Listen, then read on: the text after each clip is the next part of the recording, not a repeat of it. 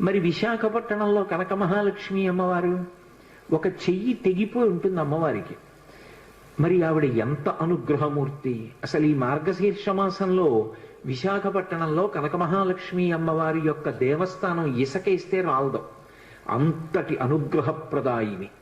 ఆ తల్లి పాదముల దగ్గరికి వెళ్ళి నమస్కరించాలి తప్ప ఆవిడ అనుగ్రహించలేనటువంటి విషయం లేదు. ఈ మధ్య కాకినాడలో నాకు అత్యంత ప్రాణ సమానమైనటువంటి మిత్రుడు, అతన్ని గుండె ఆపరేషన్ చేయడానికి థియేటర్లోకి తీసుకెళ్లారు అని చెప్పి డాక్టర్ గారు నాకు నా ఫోన్కి మెసేజ్ పెడితే, ఆయన్ని రక్షించుకోవడం నా చేతిలో ఉంటుందా? ఆ పరదేవత రక్షించాలి. పసుపు నీళ్లతో కనక మహాలక్ష్మి అమ్మవారికి అభిషేకం చేశా సమయంలో. తిరిగి వచ్చాను, శుభవార్త విన్నాను. ఆ తల్లి గొప్ప అనుగ్రహప్రదాయిని. ఆ తల్లి